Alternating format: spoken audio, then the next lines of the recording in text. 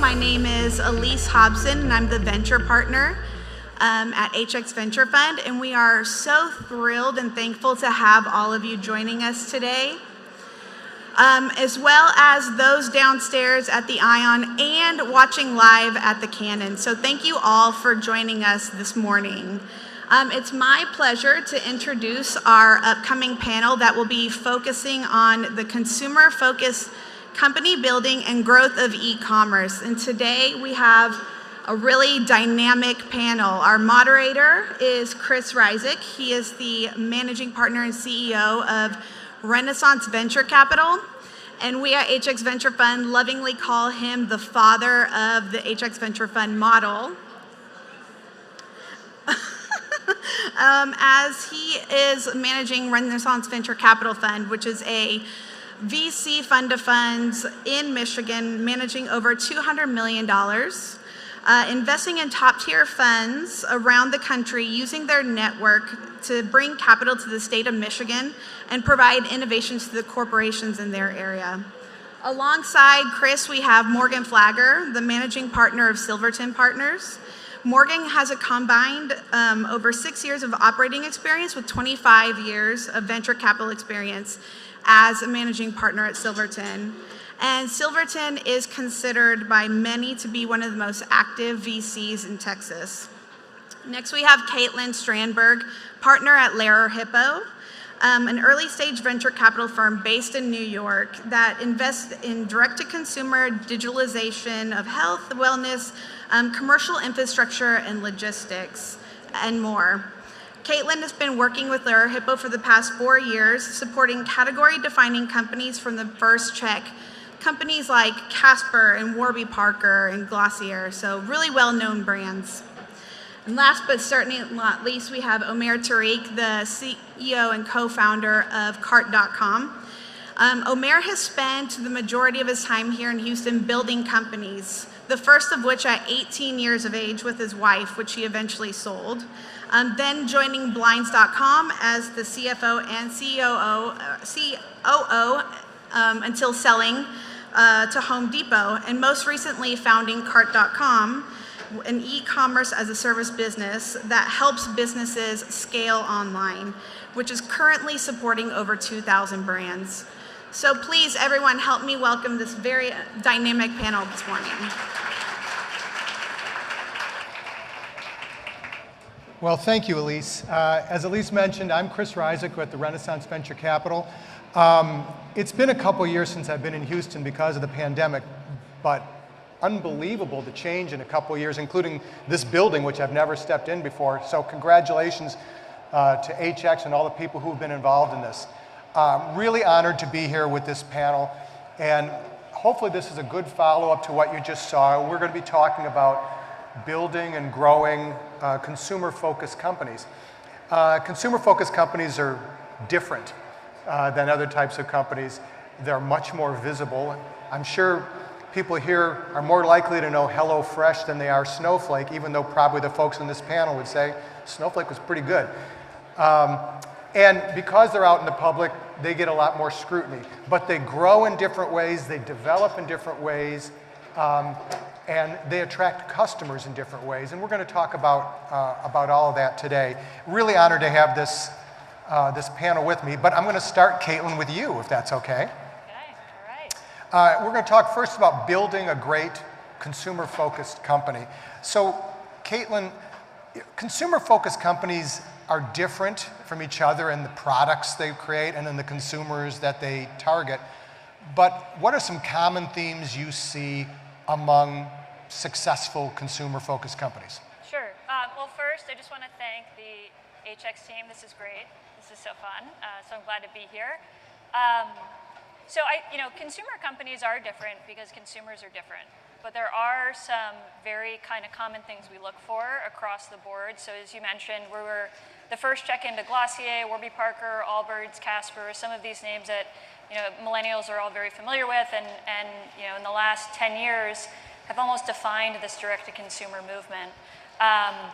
But as we look to kind of the next generation and the next 10 years of investing, we're really looking for very specific elements of a team. I think we don't often know what type of product is going to come to us and towards us. So we're looking for similar characteristics of team and company structure. So the first thing is always team. The founder is so important. The team is so important. If that's not fantastic and stellar, I think your chances of building a fantastic business are unfortunately a little bit lower. And the things that we look for are, a founder with brand DNA, so just a really good sense of what brand means, what consumer means, just the look and feel of how the product will kind of exist in the world. We also look for something called founder market mission fit. So in the past it was founder market fit, now it's founder market mission. So as a founder, do you have experience in the market you're building in? Do you have kind of a unique advantage versus others? And then are you connected to the mission in some way? So consumers now are really excited about, or they connect with a business that has a mission, products that have a mission. As you think about the next generation of consumers, where that dollar goes has to go behind a mission or a community that they believe in. There's a lot of affinity there. So we're looking for a founder that represents the mission that their company is building in, whether it's skincare for chronic skin conditions, representing that audience, or it can really be anything. And so those types of things are almost a do not pass go for the companies we look for. And I think separately now more than ever, as mentioned in the last panel, you really need to know the numbers. It's very hard to build a business now. You need to be quantitative, you need to be analytical, you really need to understand supply chain and distribution as a new consumer company. So we'll test you.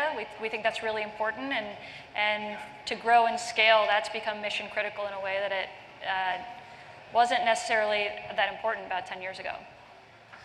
Okay, that leads to a follow-up question. I'll ask Omer this one. So Caitlin talked about companies sort of beginning to go through stages of growth, and we've certainly seen in the press companies that seem to be off like a rocket and then they kind of stagnate or even go down. What do you, as you're thinking about it, are there different milestones as you go through different stages, and can you talk about those different stages and how you know you're headed in the right direction at those stages? Yeah, look, I think when you start a company, you want to think that you think of the end in mind before you begin. But the reality is, in that moment of time, you're just focused on getting to 1. And when you get from 0 to 1, you realize that you're at 1, and your infrastructure and everything that's supposed to scale you to the next level doesn't exist. So building a company is actually not what it seems from the outside, that you have this big vision and a big product and a consumer market you're going after. It's actually, you just start doing stuff. And you find consumers that want your product, and then you start selling them, and then you realize that you're out of the infrastructure scale. And you realize it because the consumers start telling you that. Your conversions get impacted, your repeatability, your customer experiences get impacted. And I think the milestones are less financial in nature, but more what your consumers are telling you. For when we were at Blinds.com, for example, building that company from, when I started, it was about 20 million or so a year to about, 400 million when I left. The milestones came at different times based on how the consumers were informing us. Less than, we reached 100 million, now we have to invest in our infrastructure. So, I think the key really is that you have to remember that infrastructure and scale can only come after you have consumer mass. And consumer mass in some cases only happens when you have infrastructure and scale. So it's a little bit of a chicken and egg thing, but I think you have to keep your eyes and ears very close to what your consumers are telling you. Has that changed this year as the markets have changed? The markets haven't changed at all. Yeah, look, the markets have changed, but the fundamentals of building a business haven't changed, and they shouldn't change. If any entrepreneur or builder is building a company with the mindset that the capital is always going to be there, they're building the wrong type of company. So, the good entrepreneurs and the good companies and the good products, they don't really get much impacted by the backdrop. They may have to slow down a little bit and prioritize on different things. But in my opinion, the markets should not radically change the direction a company is going if it's a sound company. Yeah. Okay, Morgan, so we're talking about the markets. we've obviously seen a year where capital markets have changed. Consumer-focused companies that are in the public markets have taken a bit of a beating. In this environment, how do you create a resilient company that can withstand ups and downs that are kind of external to your business? Yeah, it's a great question. I think first and foremost, markets like this are a great opportunity to learn and to get better. And I think what's happening right now, specifically for consumer companies, should put that into focus. And consumer, just to put it into perspective, NASDAQ's off, whatever, 25 plus, growth tech in general is off 60, consumers even more affected than that, so 60+% kind of degrade in valuations. And I think what the market has said is, hey, there's some areas of the consumer business model and specific companies in particular that's just overly fragile. And what causes some of those things is when you have increasing acquisition costs, mainly through paid media, that's gone up over the past kind of 18 months. And then you have a consumer who's feeling more pressure on their pocketbooks. In general, they're spending less. And then you have a capital market that's rewarding profitability and not so much just growth at any cost. It kind of creates a perfect storm, right? Where you can't spend into it and just spend through it. Your revenues are probably, if you don't have recurring revenue, are gonna be down or challenged to show the same growth that you've shown. And so, that's the backdrop. How do you learn from and get better from that? I think three things are kind of the utmost importance. One is, I think you need an LTV story to your business, like lifetime value for the consumers that you're interacting with.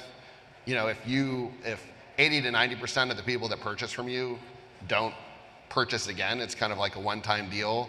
I think that model's challenged. I think there are very few companies that are going to be successful. And I think a lot of the companies that have had a huge run-up, that was one of the characteristics, right? They didn't have this recurring model. And even if it's not recurring in the sense that it's contractual, you have repeat purchases, you have add-on purchases, like those dimensions weren't existing. And so if you were spending a bunch of money to maintain a growth rate and now you need to do it all over again in this market condition because you don't have people coming back, that's going to create a challenge. The second thing is diversity of acquisition channels, and particularly not a huge concentration on paid media. There are questions, we're going to get more into that later, so I won't go too much into it.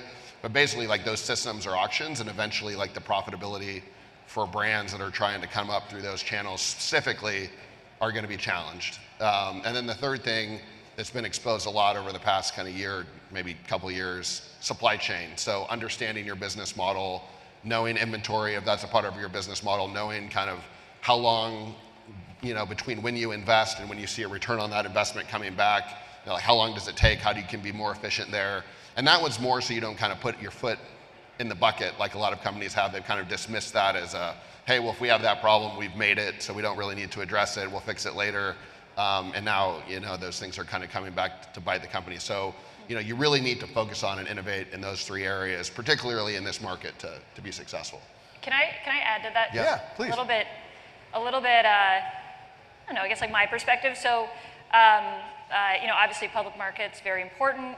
Lair Hippo, we invest at the seed stage. So, and we've been fortunate that many of our companies, the Allbirds, the Caspers, Warby Parkers have gone public, which I think is fantastic, but it's not necessarily something we always expect our companies to do, especially as a consumer company. So as we for the founders in the room, as we think about consumer and brands, going public is certainly one exit event, but the M&A market is very hot. We have a number of companies that get acquired. CPG and beauty, that tends to be a fantastic type of exit. There was a very major exit last week with a company called Hero Cosmetics, which you may have seen. They had a pimple patch, and it sold for over $500 million. And the details of the deal are incredible, and a lot of people made a lot of money. I think they had raised $16 million total. So there are many different avenues when you think about starting a company, raising money for the company. You absolutely need to be aware of what's going on in the public markets. You need to be aware of financing risk later on. But there's also, you have a few years, let's call it from, year 0 to 5, to really be playing in a slightly different space where you're building the business, you're looking for profitability. You know, a lot of these companies get acquired off of something called EBITDA, which is a newer thing we see in seed stage, Series A companies now. So while the markets do have a lot of trickle-down effects, there is still quite a lot of opportunity, you know, today, tomorrow, and the next day. So just a bit of a caveat here, because I find myself talking about capital markets and a recession, and it's so funny because even as an investor, it's just not something I really talk about as a seed stage investor. So just a little bit of a different dimension to that. Okay, thanks. So we're all sitting here, 750 people in a room, mostly unmasked. Unthinkable a year ago, right? Couple years ago, I mean, there was this rolling narrative that, you know, people are never going to go to a restaurant again. People are never going to leave their house. Everything's delivered. And there was this upheaval in consumer-focused companies and in e-commerce. Now that we're coming to sort of the back end of the pandemic, I'll open up to anybody who wants to talk about it. What from those behaviors has stuck, and what has changed, and how have companies had to change now as the world opens up again? So let's see. So we've thought about this a lot. You know, and I guess I'll kind of reframe us a little bit. So we've all, as people, have experienced this incredibly different lifestyle for the last, you know, 2 to 3 years. Every single part of our life has changed: education, health, family, home, the whole thing. You know, maybe a fun way to think about it is we've all heard about the Gen Z consumer, right? Gen Z, if we have, you know, kids that are 25 and under, they're constantly on their phone. They were born, you know, beyond digitally native. You know, they were constantly on their phone, their iPad. They have communities online, whether it's Discord or Roblox or Fortnite. They not only get entertained online, but they also communicate and they purchase online. They learn online through YouTube or Khan Academy or whatever it is. And I think we all got a taste of what it was like to be this Gen Z person, this next generation where you're kind of tied and tethered to the internet. And I think we all started to kind of like parts of it. I think we like being on Zoom. I think we like learning a number of different things. I think we're fine finding some element of community online. We really adjusted to that lifestyle in some ways. So I think some of those common trends will continue and those behaviors will continue. I think a major one we'll see is, you know, Gen Z is very focused on healthcare, and it's a broader experience. It's general health and wellness. So mental health was always a major topic for the Gen Z consumer, but now they think about healthcare in a more of a continuum way. And I think as any generation, we're thinking about healthcare in a continuum. It's not just going to the doctor and getting prescriptions. We're getting therapy online. We're doing everything online. We're owning our health more. And so there's emergence of companies that are coming up there. And so when I think about what's changed, I really think about, you know, normally it takes 10 years for a generation to kind of transition. We saw that with like direct to consumer, and then we saw everyone get online and shop online for the first time in a real way. I think that's condensed to what would have taken 10 years is maybe taking, I'm going to say something bold and maybe wrong, but like 3 or 4. And we're going to see a ton of innovation just out of harnessing that behavior. I could not agree more with Caitlin here, because look, I think there has been a digital evolution happening for the last 25 years, right? Where people were trickling into the, call it digital market. Digital transformation was the buzzword of 2010. It still was the buzzword of 2019. And then 2020 happened and people were like, oh crap, if I don't do this, I don't survive. Oh, then it became the acceleration of digital transformation. Yeah, that's exactly right. That's exactly right. So, you know, from my perspective, what we're seeing right now is a little bit of like revenge travel and revenge restaurant eating, right? I did some, I'm sure you all did too, right? Because of the 2-year confinement in the house with crying babies and dogs and everything that goes on in the house. I think the 2 years were a little bit revolutionary, where I think a very large amount of population, to Caitlin's point, got to experience what the digital revolution is. You can order groceries and get it at home, and you can order food and get it at home. And if you order something from Amazon or a website, you can actually get it in your house in 2 days. You don't have to go shopping for assortment and not find your size and then make a 30-minute drive back and miss it. So look, I think this is an evolution that's going to happen, and I actually believe the US market is actually behind European markets in terms of digital penetration. In the United Kingdom, for example, the percentage of online sales relative to offline and experiences is much, like 2x higher than the US, right? So I think we're in the early innings, and if there is a slowage happening, we have to take into account the last 5-year CAGR, right? Like, the market has grown double digit and is intended to grow double digit over the next 10 years. So I think if organizations today are still kind of questioning, like, hey, is the digital revolution, or is our digital experience is going to be part of the long-term consumer trends, then man, they're not thinking about it right. And a quick point there. So, we talk a lot about like the consumer behavior, and your company obviously has done this as well. Like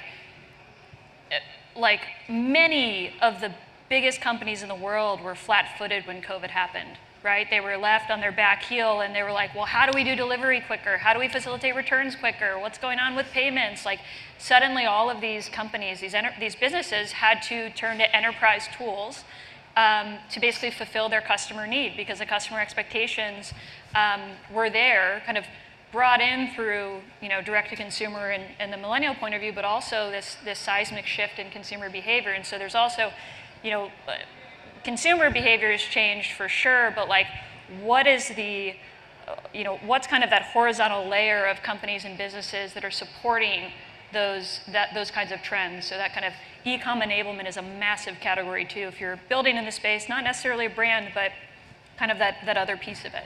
You just ran an ad for cart.com. I did that. we planned it. We didn't, but yeah, exactly. I mean, exactly. Like, No, that was great. Is it okay? I want to rename this conference the Revenge Conference. I Oh kind of my like that idea. So let's talk about one of the big issues that comes up with consumer-focused companies is customer acquisition. So Morgan, there was a kind of a formula a few years ago that a lot of consumer-focused companies use, and might have involved Google ads and Facebook ads, and there's been a lot of change, some led by Apple and some of the privacy concerns. Can you talk about those changes that have happened, and sort of whether those old avenues are effective, and maybe some new effective ways of reaching consumers? Yeah, so here's what I'd say. I mentioned that the Google and the Meta, Facebook / Instagram, like those channels are challenged, and if we're looking at companies that are acquiring 50-60+% of their users like via those channels, like we get a little nervous. And the reason why is, like I said, they're auctions, and so initially, maybe at a smaller scale, you can have a lot of success there, particularly if you have really smart folks who have kind of figured out a unique channel. But over time, as competition comes in and kind of normalizes like what you can pay for a customer, like the margins there kind of get pressed.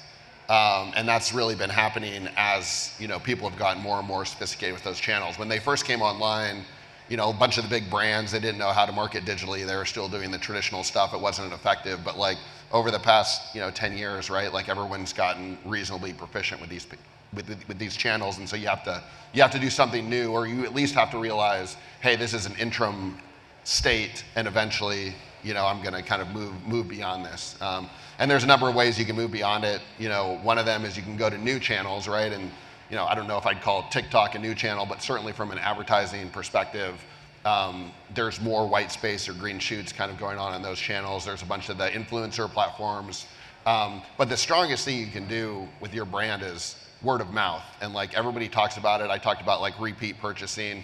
If you pay to acquire a user, but then you can convert that user either into a subscription user or more likely into someone who's affinity for the brand that might tell somebody about it, measuring those metrics and being able to articulate those to investors or just understanding them for your own benefit of how you want to grow and scale a company are super important. Like we look at that stuff, right? Like percentage of like organic traffic, how many repeat purchases there are, how efficient that is, how many, how viral is the kind of coefficient of what's going on. That's a huge area. The other area that people talk about, there's a bunch of other proprietary channels, right? So part of them can be proprietary business relationships or partnerships. Like we have a fintech company here in Texas called Self, and they're a credit building loan / application. And they started partnering with all the other folks that offer some kind of consumer credit, whether it be a credit card or an auto loan. And there's a bunch of people failing out of that process because they don't have a high enough credit score, right? And so these sites that are offering those services, what they'd really love to do is like hand that consumer off to somebody like Self that's going to improve their credit score, where then they can come back and complete whatever transaction it was, right? And so, that's a relationship where, Self pays them for that, but it's a very efficient channel. And there are a bunch of examples of that across a variety of different industries. And then the other kind of thing that's, not talked about enough is, and I think Dana talked about it a bit during her session this morning, really creating a strong brand, right? And knowing what that means, having it be fresh and novel so that people do remember it, and then after they've kind of seen enough impressions and they've interacted with the product enough, they're coming back directly to you. So you've kind of converted them to a loyal customer over time. And that's, a super important component over time as well. Okay. So Caitlin, where is this all headed? And importantly, how do you measure the success of the different methods that you use? Yeah. That's a great question, because I think it's still very much a question. Maybe to even set the stage a little bit. So I read somewhere that marketing spend globally is $1 trillion. A good slice of it is wasted. I know that when I look at many of our companies, particularly the consumer companies, marketing spend is the biggest item on the pro forma. To be an investor and see a lot of your capital going to acquiring customers versus R&D or something like that, it's a little tough to reconcile with. But when we think about marketing, we saw, first it was kind of marketing arbitrage with Facebook and Instagram, right? You can acquire consumers really cheaply, so it was like you just back the truck into that all day, and companies grew. And then it kind of became this element of community and word of mouth marketing, where we were saying you need more organic marketing, or organic than paid marketing. And so it was basically just what is your paid, 1 minus your paid, and that equals organic. And now we're thinking well, hold on, is that organic? What is organic? And it's really tough because there's been an explosion of channels. While TikTok is obviously a huge one, we're seeing people advertise on Discord, on Reddit, getting in the conversation, chatting with customers on Twitter, just being in the conversation in different ways. And that's not organic, but what is it? So when we don't have an answer to something, we try to look for companies that are solving it. And we actually just made an investment in a company called Recast. It's getrecast.com.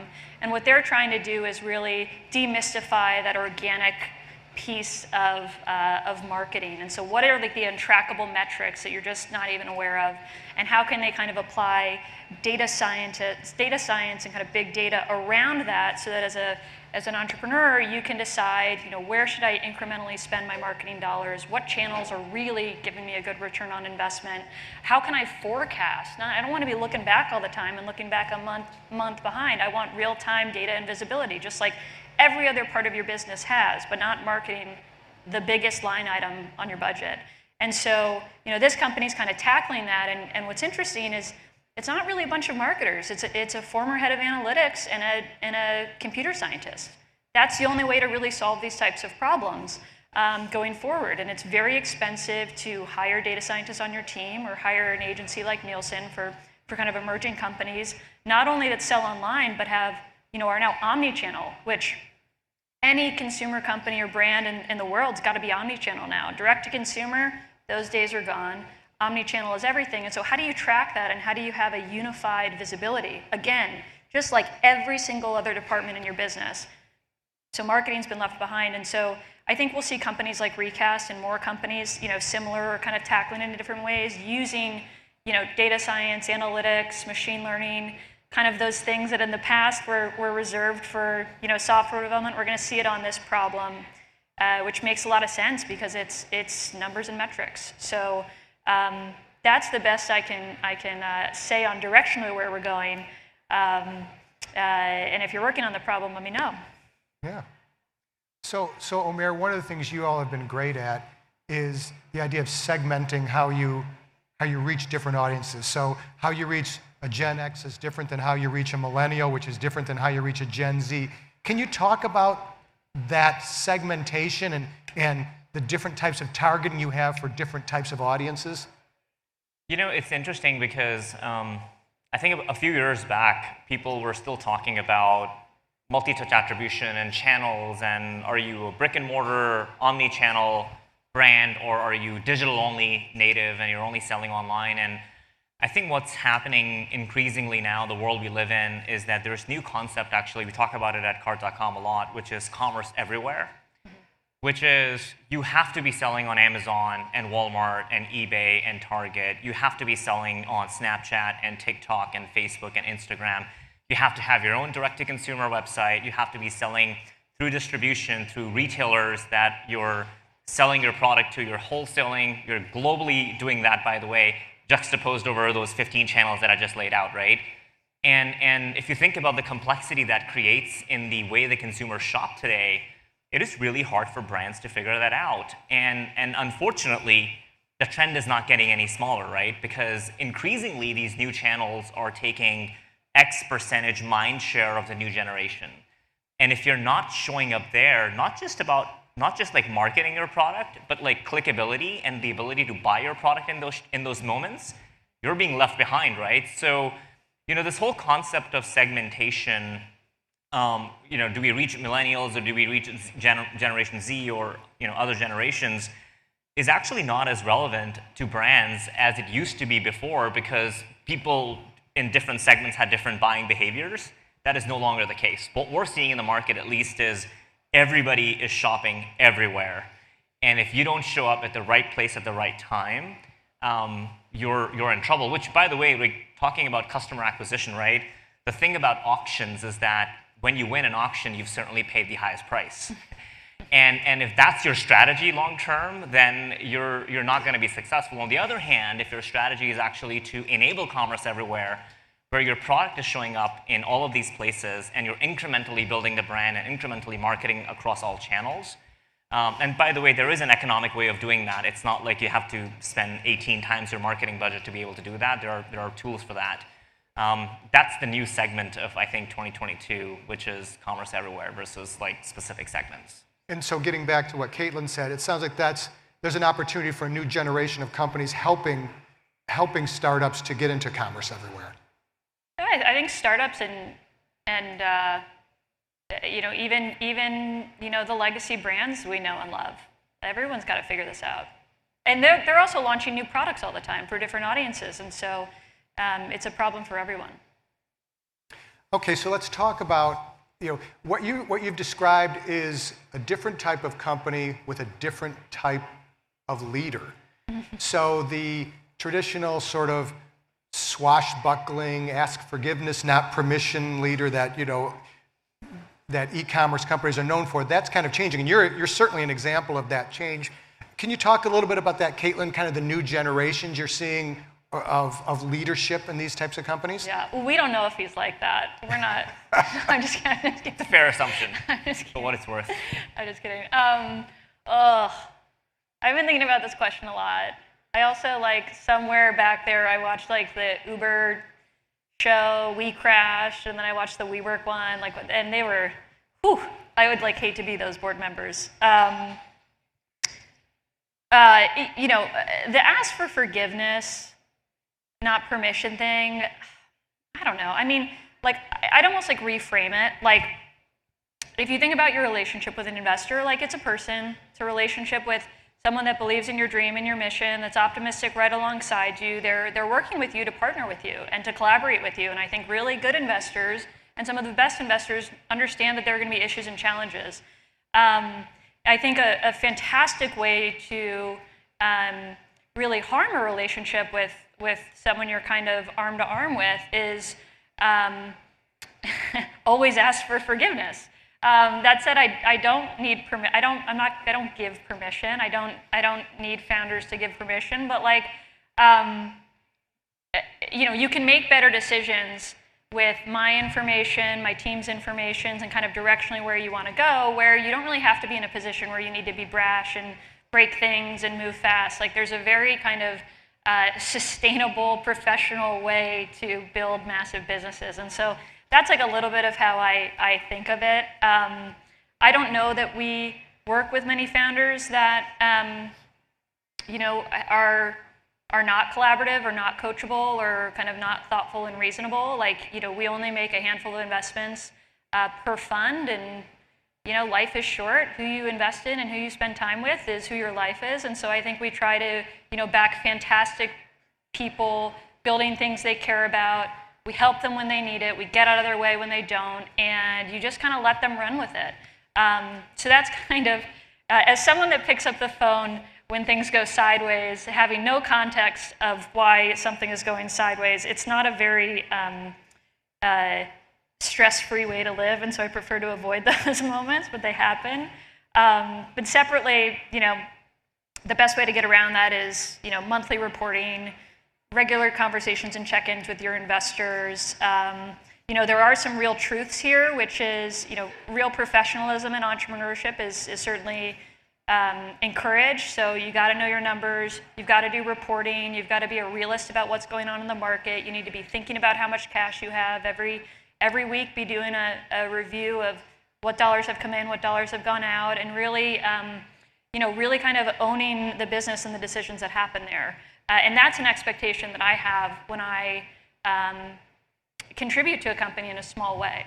We're back to the people. Can this person build $1 billion business? And I think very few swashbucklers actually can. Well, just to add on that for a second, because I think, you know, the CEOs get heat sometimes because there's a deficient attribute of like what they're doing and like what the leadership, their leadership style. And so you take like a, you know, Adam Newman or Travis Kalanick or something like that. You know, as an investor, the one thing that I look at is like it's everyone's responsibility to make sure the company is well-rounded and has all skill sets handled. So if there's a CEO over there that's truly a visionary, super charismatic, but, you know, doesn't know working capital or doesn't know marketing analytics, it's the job of the board to understand, hey, we need more depth on the team in this area, and not wait until that one flaw or attribute comes to manifest itself in terms of some gigantic failure in the company. So I think that's everyone's responsibility. Like, you know, Gwyneth, when she was up here earlier, was talking about, you know, hey, she's not an accounting expert, she's not a marketing expert, but she's damn good at other stuff. You know, it's the job of the board to realize that and compliment her or get her up to speed so that she can be successful. And if that doesn't happen, I think everyone needs to take responsibility. So, do you see, though, when the CEOs, a different profile emerging? So a couple years ago it was like more supply chain expert CEOs, and now I think we're seeing more with more of a finance background. Are you sort of experiencing that in what you're seeing? To me, it really just depends on like how they want to innovate, right? So you take a company going way back, like Dell, right, which is like the most boring distribution business in some cases, but it also is a hugely successful business. One of the primary innovations that they had that a lot of people don't realize is they had a positive working capital cycle. So they would take the consumer's money before they actually go out and buy anything, right? Like most companies don't operate like that. And so what did that allow? Like they didn't have to raise a bunch of capital to finance their business because they were growing consumer orders, which allowed them to market, but ahead of even paying for cost of goods for that, right? So if it's that style of business and the innovation is a working capital supply chain kind of innovation, then yes, finance is important, right? If it's more brand and someone really having an authentic message that resonates with consumer, that can work too. But within the first couple of years of operation, if that company is successful, they're going to need a COO or CFO or someone who can complement that. The days of one person being able to swashbuckle all that stuff and run the business and have everybody else be a distant second on the leadership team, I think those days are gone. And I totally agree there. You got to round yourself out with a team that supports you. But I think kind of a takeaway I'd like the audience to have is you just have to be you. If you're not a quantitative financial person and you want to start a company, that's okay. Just get the support around you to do that. I think in the last maybe 20 years, we've had a very particular profile of startup founder and entrepreneur. Tends to be a white guy in a hoodie in California. Those days are gone. I've invested in a number of fantastic female founders. I've invested in a number of kind of diverse founders. I think you can only be who you are and how you are and just be savvy enough to support yourself and your deficiencies. And so if you don't see something that's like you, don't let that stop you. Because I think we're seeing that profile change every single day. Okay. So I want to get one more question into Omer before we've got a ton of questions from the audience, so thank you. So CART is the fastest growing company in Texas history, so you've gone for it. A number of founders here are sort of struggling with the question of, do I go to try and completely transform something, understanding I have to raise a bunch of money, or do I do something more incremental that seems more reasonable from a fundraising standpoint? And that's a tough one, and it's a tough question, but how do you balance those two competing sort of forces, especially at a time when capital is a little shaky? Yeah, look, I'm obviously biased because of the way I'm building CART, so I have an opinion on it. But honestly, I don't think there is a right or wrong way of building a business. There are, Blinds.com, for example, which I was a part of, was built very bootstrapped, very incrementally. We didn't raise capital until I think about 2 years before we exited to Home Depot. And this was, Jay Steinfeld, who was the founder. He was 20 years into the journey of building the company, right? So, and guess what? They had a very successful outcome. And I think, I'm personally of the opinion that the world needs someone to solve really big ideas. And I think we keep going ditch to ditch where, even to your question earlier, we've kind of glorified failure at WeWork or whatever, and we've laughed at it. I think the problem is not with failure. Failure is actually an amazing thing. It's about controlled failure, right? Experimentation by definition has to be done in a controlled environment. And from my perspective, if you have a really big idea and you back it up with radical paranoia and execution and operations, then you can do whatever you want. And the most fascinating part for me about building CART.com, when we started the company, literally everybody thought we were crazy. Because we were like, we're going to change the way enablement works, and it's a $1 trillion market, and this best-of-class way the SaaS world has been engineered to operate, we will change everything. And every investor we spoke with asked, okay, so you're competing with everybody in a way because you're a fulfillment company or a software company or doing marketing services. How are you going to win? And we said, we're going to be the best integrated solution, and we're going to be brand focused, and it's a big enough idea that when we pull it off, we'll be a $100 billion company. And I think that was very infectious in attracting the right type of talent to the company. And guess what? When we created the right vision with the amount of, I would say, bravado we all had as a leadership team, we attracted the best people in the world to come work for us. And then it became a self-fulfilling prophecy, which is the biggest and craziest ideas actually started becoming real, right? So, from our perspective, again, I'm biased here, and there's no right or wrong way to build a business. You have to go after the biggest ideas because everybody else is working on the smaller ones. And if you're trying to build something and you're going to sacrifice your life doing it, man, you might as well dent the universe, right? Great. So I have time. Do I have time for one more question? Okay. So the big question from the audience is, do you believe that augmented reality is a game changer for the e-commerce business, and are retailers ready for a shift to virtual reality shopping? Do you have an opinion? I will pitch in, but why don't you go first? I don't know. It's anyone's guess. I don't know yet. I haven't seen it. I mean, I don't know. Is live shopping that? I don't know. It's tough to tell. Yeah, look, we used augmented reality actually quite a bit at Home Depot, and I'm advising and an investor in several companies in that space. I think augmented reality, when coupled with solving a very specific problem, I think can be very, very, very valuable. For example, in the world of measurement, if you're using augmented reality to be able to use technology to determine your size without actually having to try on clothes and apparel, huge market from my perspective. On the other hand, the augmented reality world of experiencing things, and I mean, I'm not so sure if that's gonna phase out very quickly. But for retail and consumer-focused brands specifically, I think as long as you're applying augmented reality in a very specific problem statement, it's really good. At Blinds, for example, we invented a mobile app that you could use to sort of take a picture of your window and get the measurements for it. Did it work back then? It didn't. It sounded really cool. Nobody really used it. In today's world, maybe more people will use it, right? So it just has to be for a very specific problem. Great. Well, I want to thank you, Omer, Caitlin, and Morgan, for this. I really enjoyed it. We could go for a much longer time, but I think the people behind us wouldn't like that. Yeah. Well, I want to add my thanks as well. It's such a gift, really, to Houston and to all of us to have your expert voices up at the front. And Omer building Houston buildingcar.com right out of Houston is a tremendous inspiration to everybody here. Caitlin and Morgan, your expertise in venture capital in this field is exemplary, and coming in from New York and Austin, we really appreciate it. And also, really, the father of the HX Venture Fund model, Chris, joining us from Michigan, who is the one who really built this notion that you can be a strategic fund of funds that makes good capital for LPs, but also can change, the world, the ecosystem that you're in. So thanks to all of you for being with us.